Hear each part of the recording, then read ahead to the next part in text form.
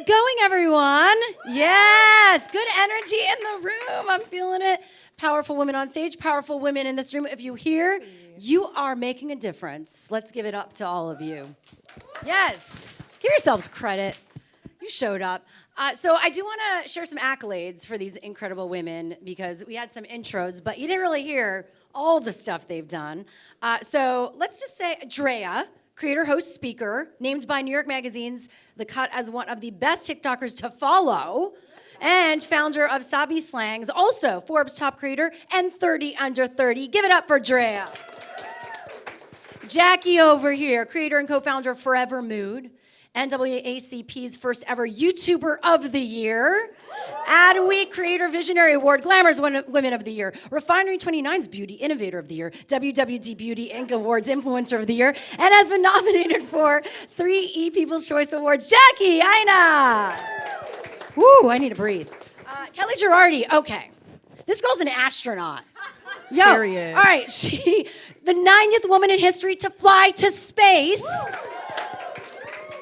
Just crazy. And her second space flight is scheduled for 2026, where she'll be leading an all-female research crew aboard Virgin Galactic's new Delta-class spacecraft. Wow. I mean, Kelly's a rock star. Give it up for her. Also, author, creator, mom. There you go. I mean, I'm just blown away by this group. So this conversation, we want to make it into a conversation, and we're going to open it up for discussion. If you have questions, get your questions ready. If someone could give me a timer. I have no timer up here. So at 35, I guess, give me a heads up. Okay. So this is all about building your brand, influence. So can you each describe your brand today, how that has evolved since the beginning? Kelly, I'll start with you. Oh, sure. Yeah, thank you. I feel like I'm also here to listen and learn. For me, this has been a bit of a roller coaster. I flew to space in November of 2023, and I gained quite a large following on the heels of that space flight. And so this is a bit of a brave new world for me, and I'm really excited about the opportunities that it opens up for more visible representation. When I think about brand, which again, personal brand, it's like a very new concept for me to be reflecting on. And I think what I've taken away from it in the past year, well, I'll tell you 2 things. One, what I love when people, tell me what they think about me, the #1 compliment you can give me is saying Space Barbie. I'm like, I live for that. I am someone who collected Barbies growing up. I had the astronaut Barbie, saved it for 30 years, and then full circle, I got to work with Mattel this past year. And I cried. It was just such a full circle moment. So when I think about my personal brand, for me, I think about the values that I want to embody with my platform. I want to show that you can accept nothing less than the vision board that you have for your life, that it's okay to fail as long as you keep trying again. I saw a headline that called me an overnight sensation. I'm like, that's a funny way to say decade-long, career to get where you are. But I think about personal branding in terms of when I put something out on the internet, what are the underlying values that I'm trying to demonstrate and live? I love that. What was the question again? No, it's all good. Hey. Because you ate with that. I know. And You're now I'm like, what was I Jackie. supposed to say? Presence. I was like so into that. I wasn't even thinking about what I was supposed to say. No, that's good. You're in it. So how would you describe your brand? Oh, God. And how has it evolved? Oh, a lot. Okay, Over the so years. I started in 2009 and very much was not aware that this could potentially be a career because I started as a digital creator, which wasn't even a term that existed in 2009. It was just like vibes and a really bad camera. I was just here for a good time. And so I just naturally started to build a community over the years of really just people who look like me who wanted to, I think, break that door down of how much of the beauty space was gate-kept for a lot of darker-skinned toned people. And I just started teaching people, like, go up to the counter and tell them what you want, instead of letting them tell you what's beautiful or letting them tell you what you can wear. And so the community continued to grow, and over the years, as many of you may or may not know, being a creator is a brand, and how do you now be like, okay, this is my job, what am I gonna do with it? And so I'm now on every major platform except for, I don't know, it's Twitter, X, I can't keep up anymore. No, I'm not doing that no more. But I don't know if you're missing anything. we'll talk about that one later, actually, protecting my peace. But yeah, so I'm on every major platform. I've since 2000, yeah, 2000, I started a brand. I started a fragrance brand. It's called Forever Mood. And I have a co-founder, which is my husband, Dennis. I don't know where he is. Is he in the crowd? I don't know where. Maybe he's in the bathroom. Where is he at? Oh, there he there is. he is, that co-founder. But I think every creator comes at a crossroads where you're like, okay, you have all these followers. What am I going to do with it? And so for me, I decided to get into consumer goods, and it's crazy. Like I to this day, I can't believe what we built. It's been incredible, and I just look forward to leaning more into that. But it's changed tremendously because I think a lot of people don't remember, and I love reminding people, by the way, how much my brand has evolved. I did not make livable income from this for half a decade, 6 years. And people were like, how do I, I've been posting for 3 months. I'm like, girl, 3 months.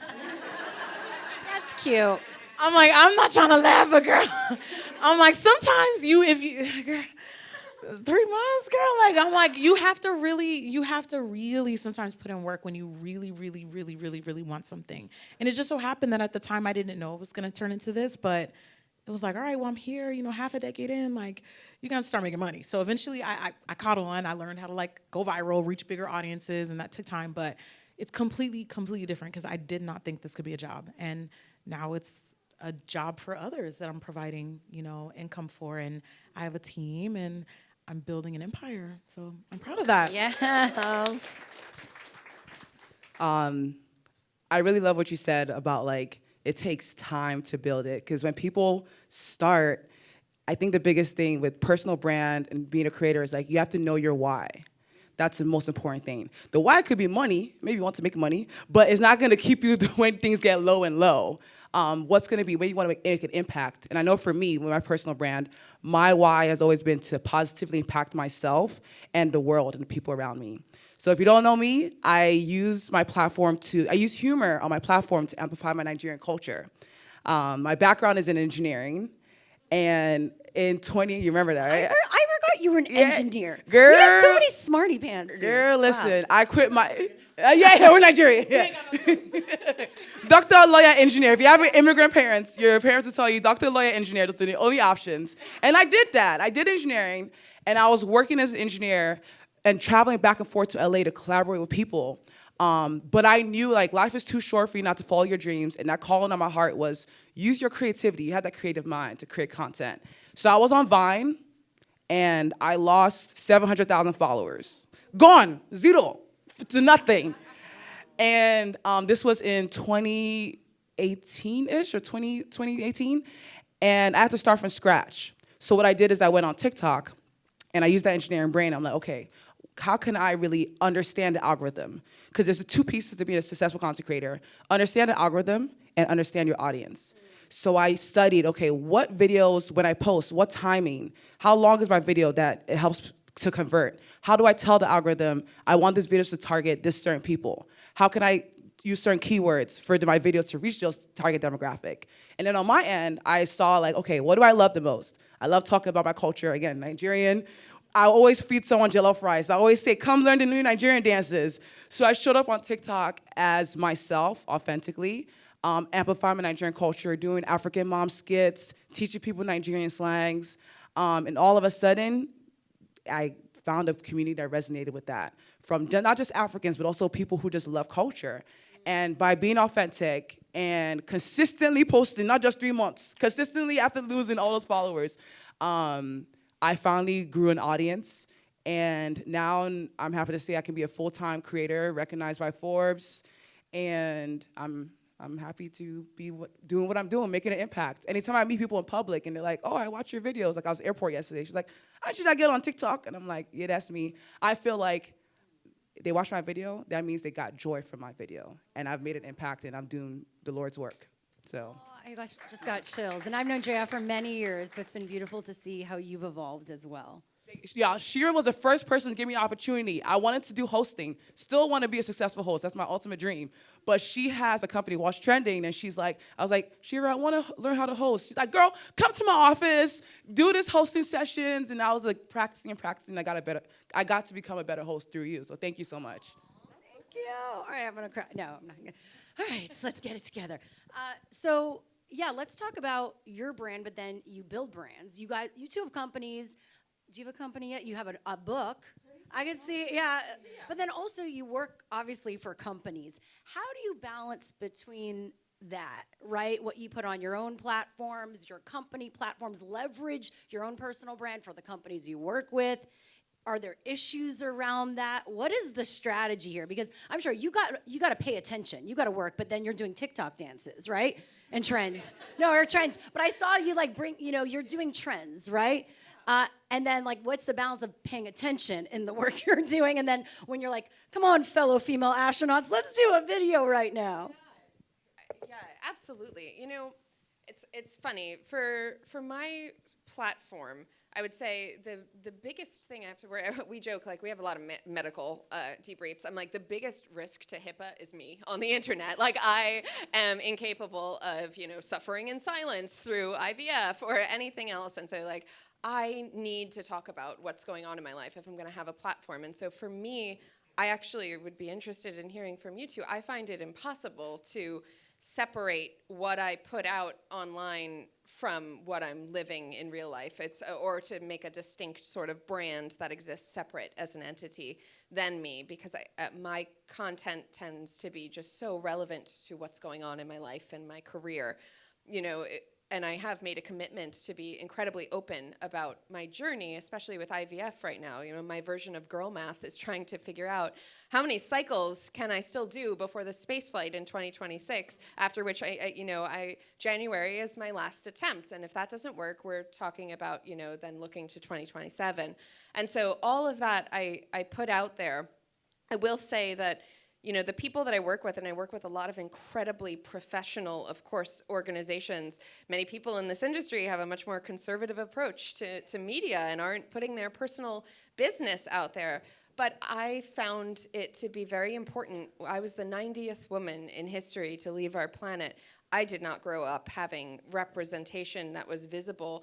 And even if I did, I didn't have any ounce of understanding of what their personal lives looked like to get there. I sacrificed 10 years of my fertility for my career. That's how I feel. And so I do think it's a little bit important to share the other side of it. It's like, yes, I wouldn't change a thing. I want to be very clear about that. My choices were mine alone, and I feel so grateful to have gotten where I wanted to get in my life. I wouldn't change a thing, no regrets. However, for anyone else who's endeavoring to set out on it, and it doesn't have to be space, whatever the career path is that's taking, your energy, your time, your resources, mental and physical, I want to show what that looks like. And so for me, it is a balance of fun, like the trends, because I do want people to see like, hey, it's not so clinical and sterile all the time. You can have multitudes, you can have fun.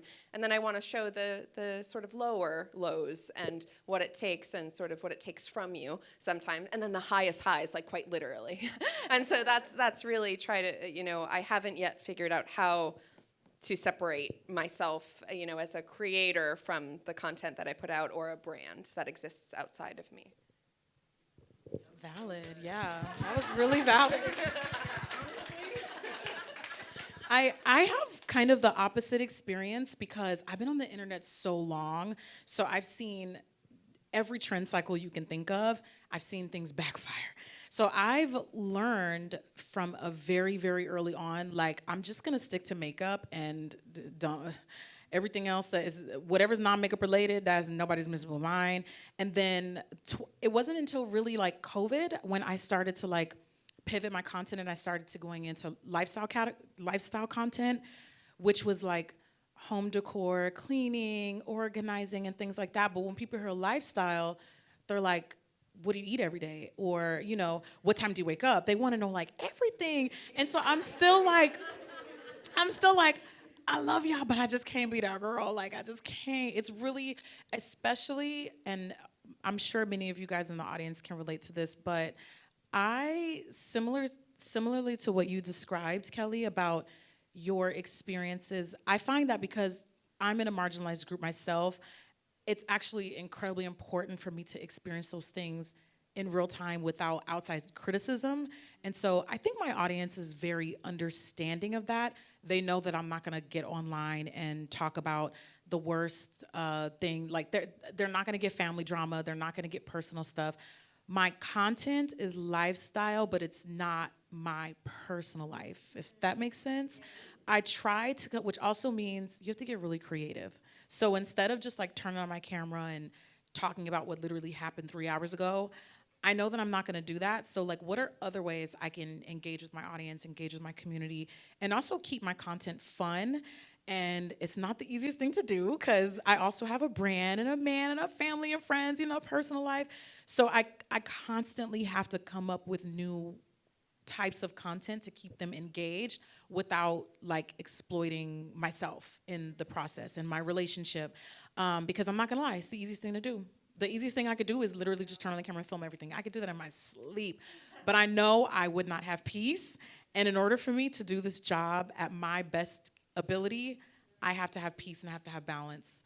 Because people are spooky, man. Like they'll find your IP address from a picture of the clouds, and I'll be like, how in the hell did you, what the, people are scary. Not everybody, there's some lovely people too. But even sometimes well-meaning people can get a little comfortable when it comes to sharing stuff. So I've just learned, okay, this is what happened when so-and-so posted this. Maybe I shouldn't share something like that. Because you see how things backfire for other people. So to answer your question, how do I balance it? I really kind of don't. It's hard. Especially as a brand founder. I'm sorry.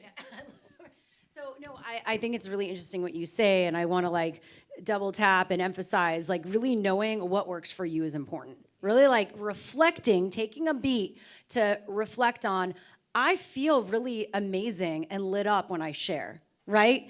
And then I actually feel really amazing lit up when I can create a strategy around that. That's how I work best, and that's okay, right? There's not one path or one way to do it. When you lean into what works for you, you can thrive. Not when you pretend something works for you and it actually doesn't. That becomes draining. That's when burnout happens. But also, how do you balance between your personal brand and then you built a brand? And then how do you leverage strategically your personal brand for a company now?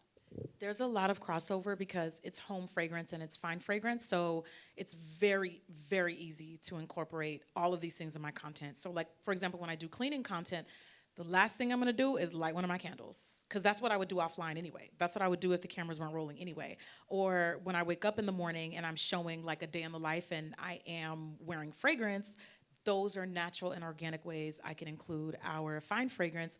So a lot of the content that lives on the personal brand is not just me, it's like UGC, it's reposts, it's so many other different things, but it's a brand that exists in my life, so it's easy to incorporate it in my content, if that makes sense. Yeah, no, and I love that. I deal with that with my company, what's trending, and then there's me, right? And at what point, like, how much do you give to the company? Oh, there's my questions.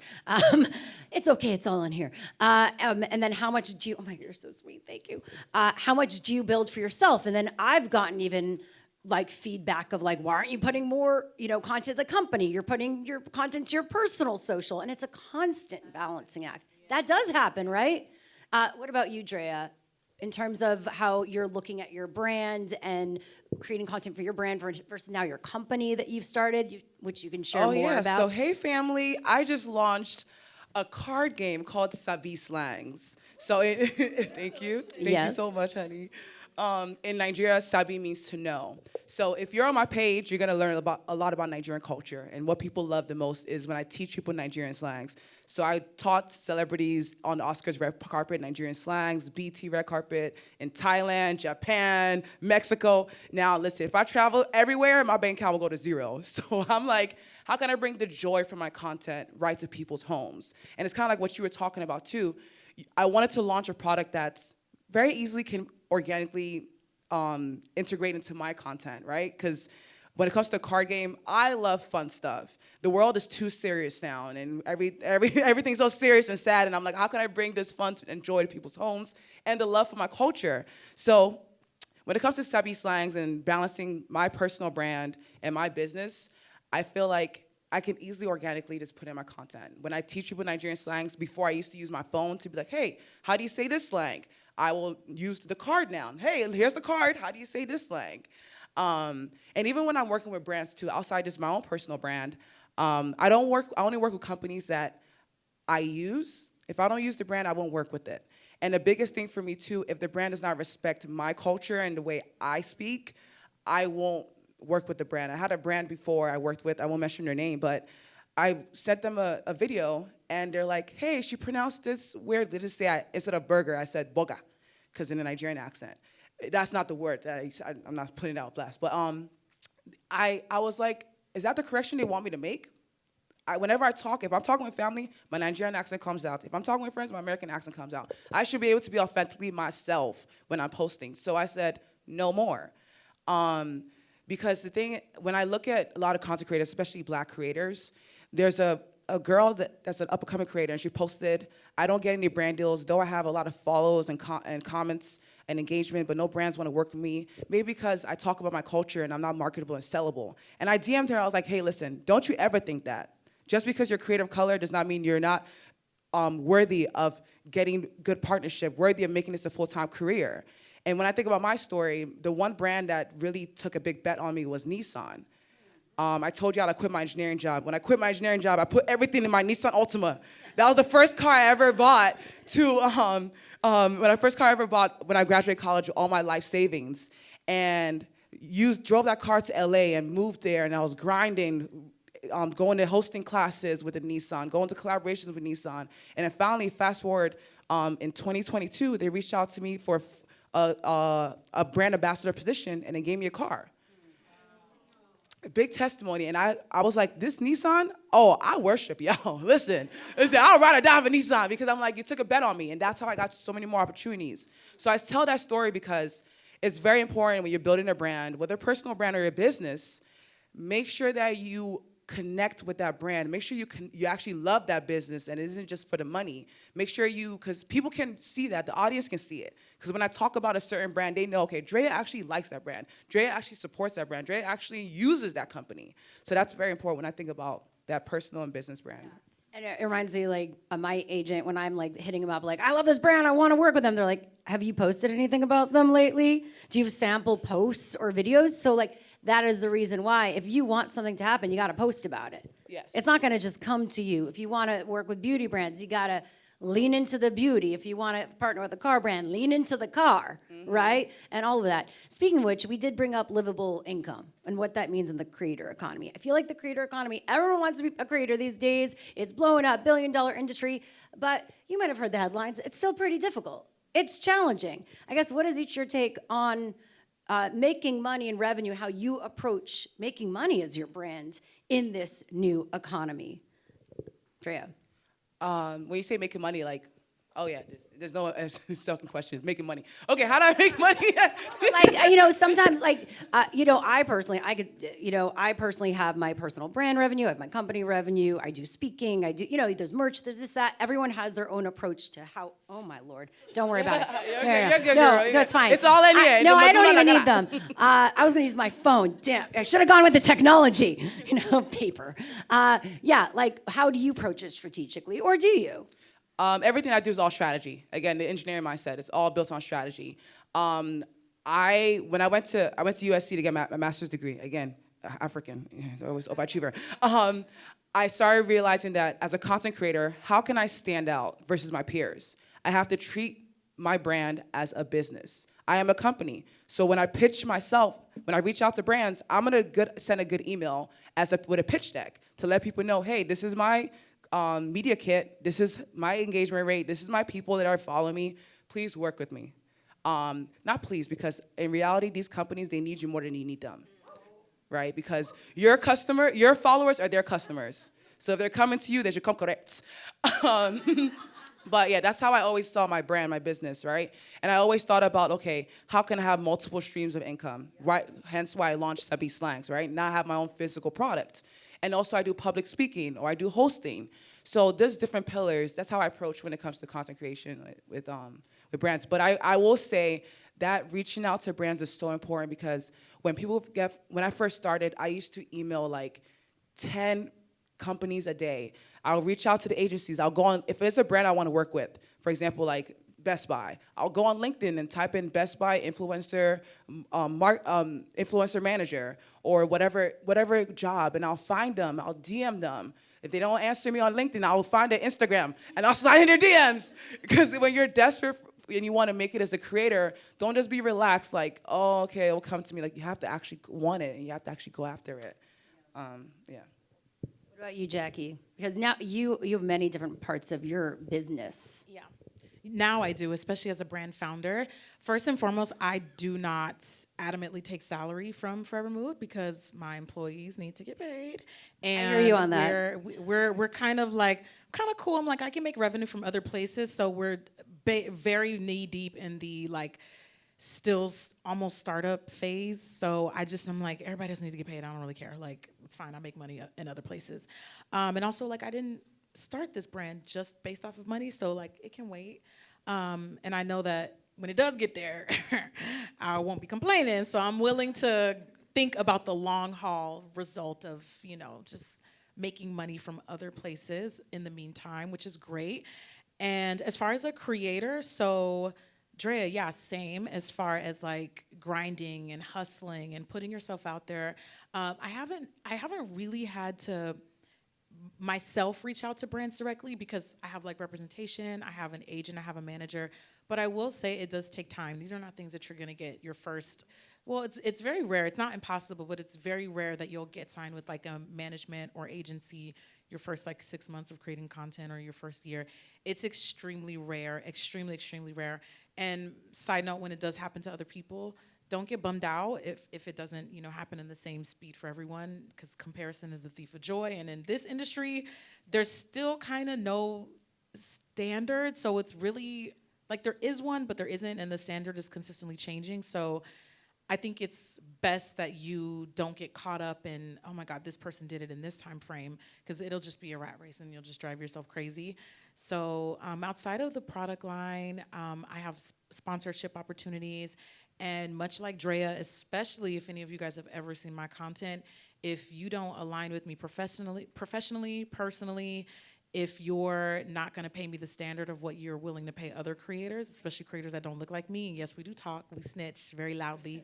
So if you're going to pay my counterpart who may get less engagement than me double than what you're willing to pay me, it's an absolute no.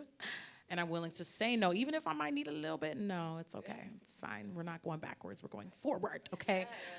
But yeah, oh, thanks. But yeah, I'm in a really fortunate position where I don't have to say yes to everything, and brands know that. And it definitely does take time, but I'm never willing to work with a brand that has either done something disrespectful towards people who look like me, don't align with people who look like me. And I'll even go as far as to say, I don't need this opportunity, but can I like nominate someone else who that looks like me? And I just like to see what they'll do. And then if they do take that upon themselves, actually that just recently happened like 2 weeks ago. So a brand pitched this concept and it was another Black creator's viral trend. But I didn't know a Black creator started it, because it's a really, really popular trend. I'm not gonna say what the trend is. But I got the brief, and then it just so happened that another creator got blasted for getting a campaign using that same concept. And I said, guys, I want the parts. This is a great check, but I want the parts. I said, can y'all bring her on board? Maybe we film this concept together, because it's really important that she gets credit for this. And I said, we either won't be able to move forward with this specific concept, or we'll have to do something else. And it took a while. It took like 2 weeks, but they came back and said, absolutely. And they were like, and thank you for giving the other creator credit. And I was like, thank you. And they paid her. She got to do the campaign, and then I got to do it, and it was great. But those things are what I require, not what I ask. That's what I require when I'm working with brands, especially when it comes to, things like that, because credit and taking is rampant on social media, and I didn't enter the space to not open more doors for other people who look like me. It's not worth it, just me being the only one getting paid. It's just not. And my why, I like money, but that's not my why. Like, my why is people who look like me. That's why I do this, and that's why I will continue to do it in other mediums and other platforms. So the money's good. Like, I'm not gonna say it's not. Like, I love, a Birkin or two, but not at the expense of other people, and that's really important to me. Yeah. Ethics and values. Yeah, I'm newer to this space, so again, I'm like taking notes, listening, learning. For me, social media feels so ephemeral to me. It's just maybe neither of my parents went to college. It's just like I have this in the back of my head that like, hey, this could all go away tomorrow. Literally, you wake up, it's like, Instagram's down. It's like, oh, that's the end of that. Or I just have this sort of, imposter syndrome in my head. And let me tell you, you would think that I would leave that on Earth. It just follows you. No matter how far you go, it follows you, where I'm like, oh, maybe they all won't like me tomorrow, or this will no longer be interesting and relevant. And so I treat it as something that is like here now and so exciting. I have a children's book series, which I care a lot about. It's called Luna Muna. And, when I had my daughter, she's 7 years old now, I noticed there was a gap in the market when I was trying to obviously fill her nursery with space, that in children's books that centered girls. And, as a toddler, she was gravitating towards Pinkalicious and towards, Angelina Ballerina, and not towards some of these other books that, even down to the color palette, felt coded for, boys. And so enter Luna Muna with her sparkly space helmet, her pink outfit. It's, trying to meet little girls where they're at and showing them that all of these things are compatible together. When I think about making money from social media, I'm thinking about like, how can I use this sort of, I don't know, let's call it a side hustle to fund the other aspirations that I have in life without decreasing my family's quality of life today. So I don't know if anyone knows how much IVF costs, but it's like $25,000 for a round. And I don't know that this round will be successful. I only got one embryo out of this sus retrieval. So when I look at social media, I look at, okay, what would I really love to do? I would love to be able to like have that not be a concern in 2025, to be able to fund something like that for my family. I would like to start saving money now for my daughter's college education, or fingers crossed for a future child's college education. Like, what can I like stow away like a little chipmunk now while it's all happening? And then what can I build to the future? I'm like, I'm conscious that I still have so many dreams in life. I'd love to start a company one day. I don't think I'm in a position right now to be able to, take that big leap, but this could be a building block for me, and the potential of social media and content creation.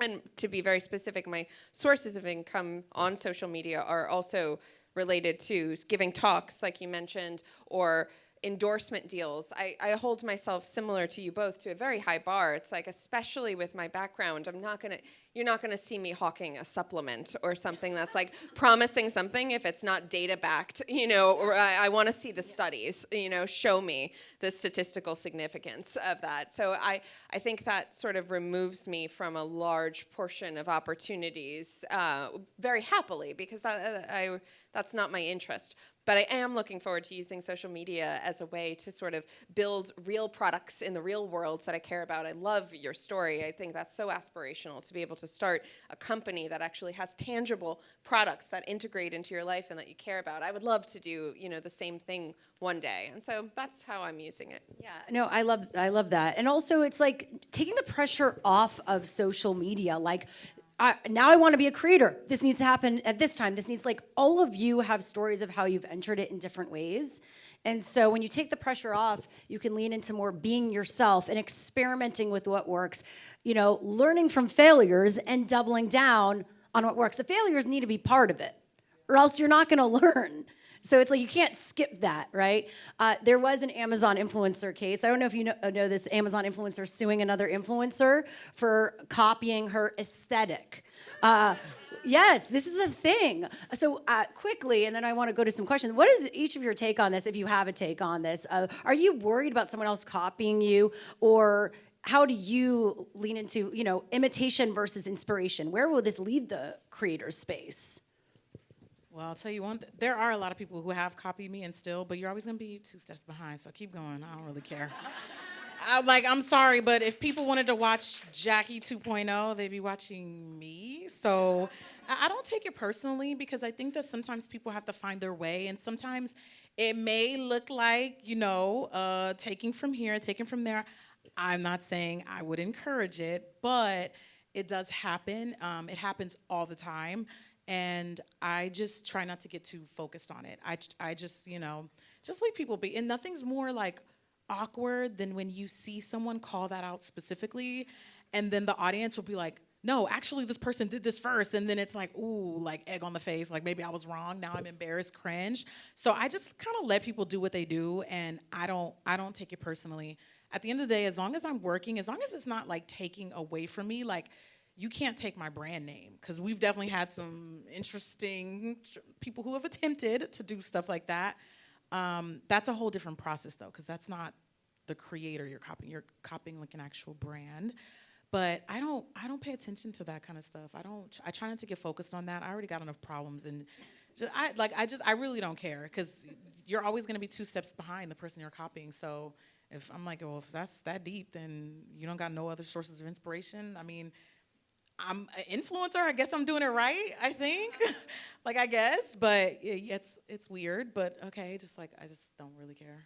Yeah. What about you? You said we had a funny conversation about this earlier. Oh, yeah, I hadn't heard of this case before, but it was so funny to me. My honest reaction earlier when we were talking, it's like, I would love for someone to literally fly to space and remake my videos bar for bar. I would, that would be opening up access. So I think it's really interesting. If I had a specific aesthetic or trend or it's just so hard to imagine. I think everything that I put out there tends to be less trend specific and more relevant to what I'm actually doing. And part of my personal mission and goal is to encourage more women to, reach for the tallest items on their vision board and see those come true. So from that perspective, it's like what I set out to do is actually encourage more people to do exactly what I'm doing and trying to show them the way. But I recognize that that's quite different than the concept that you're mentioning, where someone is copying or in your case,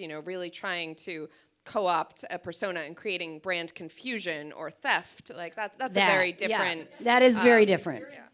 Yeah. Right, and my content doesn't really lend itself yet to be remade, but I hope it does in the future. Yeah, inspiration versus plagiarism. Yeah. So for me, how I see it is, I always tell creators when they're starting off, study the greats and become greater. So, but don't just study the greats and just copy exactly what they're doing. I think in Nigeria, there's this word called jara, which means to add extra, add some flavor. So if you are studying somebody and you're inspired by them, add your own jara to make it authentic to you, right? Because that's how I feel like on social media. You scroll on social media, you see trends. Everyone is doing the same thing on a trend. But what makes it special, what makes you want to keep watching that trend and follow that person is because they did something different to make it relatable to their community or to make it relatable to you, to make the storytelling better. So that's how I see it when it comes to copying me. Yes, if you copy my style, I would appreciate it if you did. You're inspired by me. But definitely add your own flavor to it, add your own spice and make it different. So that way you actually can create a brand around what you're doing. Yeah.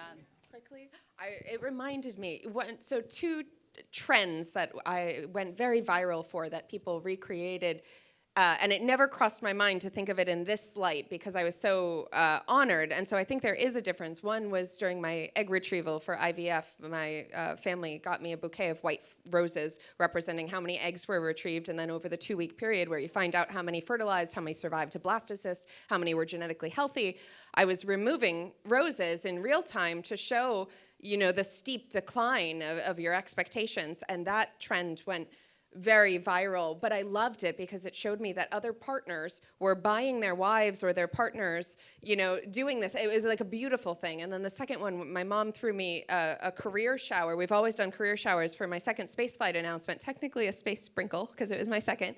But that went, again, mega viral. A lot of outlets picked up on it, and it sort of inspired a wave of people tagging me in their career showers that they were doing. But I think there's something lovely about that when you're so inspired, to your point, where you're recreating it in your own community, in your own life. And it was very clear to me that this was, an act of love in their communities. And so the trend was something I felt on both sides, like so lucky to get to be a part of, and even more lucky that they tagged me in them so I could see them, because it just looked so beautiful. And so I do think there is a line, but I think so often many of us set out to try to spread that joy. I've heard that from both of you, and like the best validation is other families or people being impacted by what they saw on your page and it adding something to their life or the quality of their life, and something positive. So I think there's the flip side too, but you're right, the like theft aspect is a no-go. Yeah, that's the magic of social media, remixes, all that.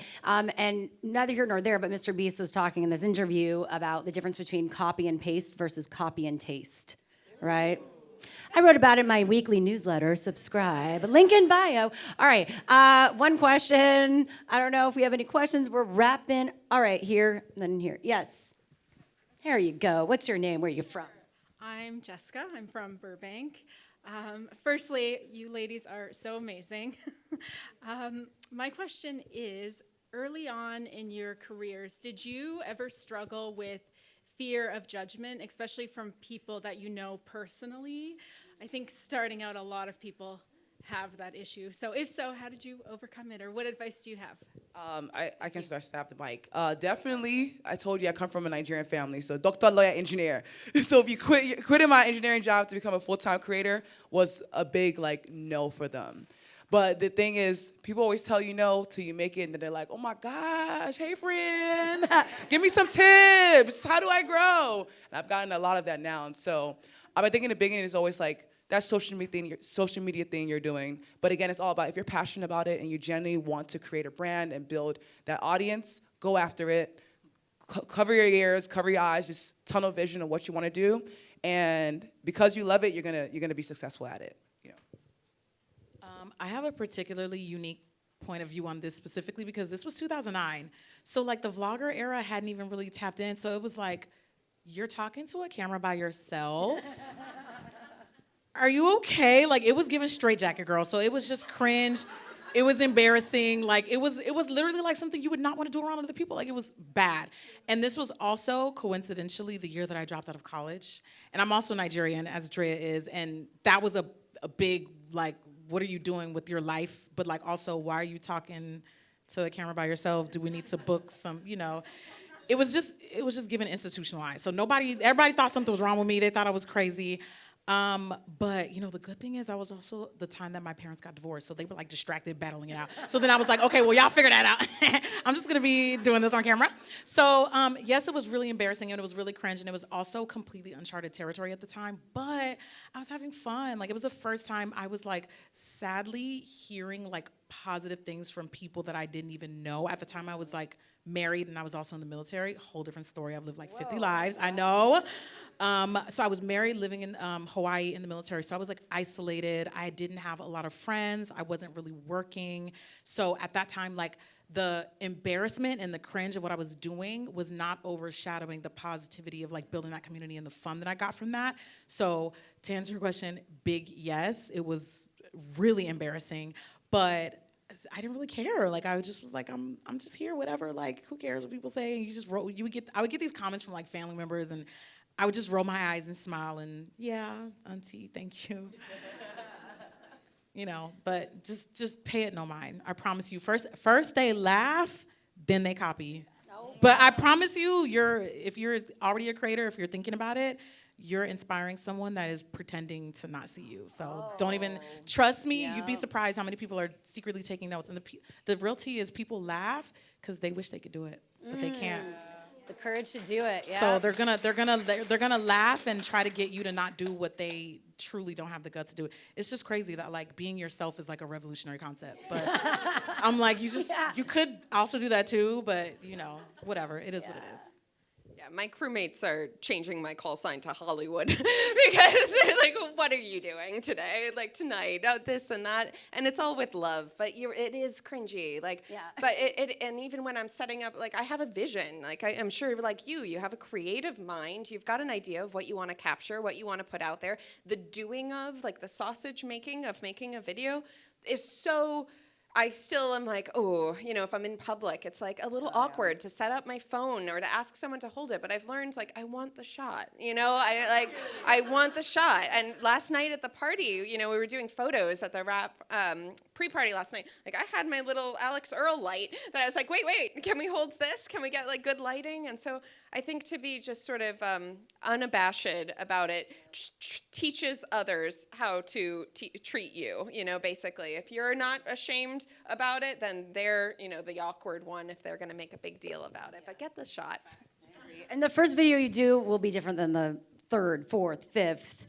I always say when you see the results of a bad lit video and all that, you will bring your Alex Earl light in the future. You're like, I don't care, no shame. One more question. We have to wrap.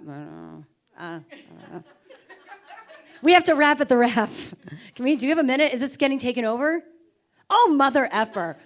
All right, so you come up and ask the question, slide into DMs. Any final, just like one word or line of advice for those here if they're building a brand in this new era that we're in as things change?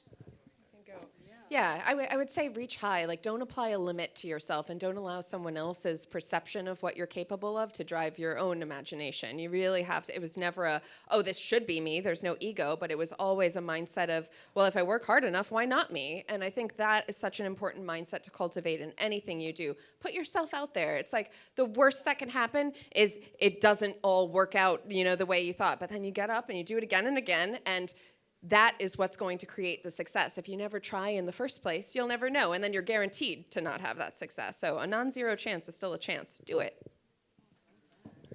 Don't be afraid of a little embarrassment. It's okay. Your embarrassment is probably something that other people may not even notice. And the next thing I would say, especially as a woman entrepreneur, is I love saying no. And I don't owe you a reason. The answer is no.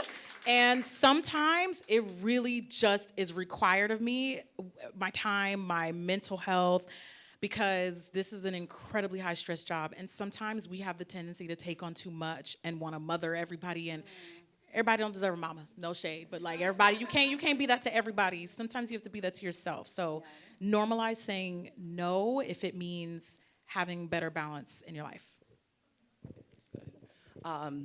For me is, I have this sticky note on my mirror, so every day I see it, is you're building something great, don't stop, keep going.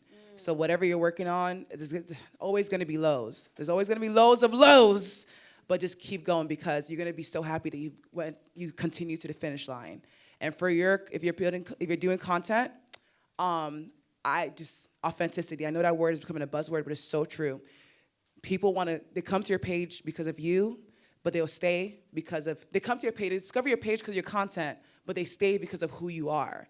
So just be you, honestly, because if you try to copy someone else, like that Amazon girl, it might not work because it's gonna be hard to keep doing it. Just be yourself, show up as you did, and that's what I did for me. I showed up, talk about my culture because I love it.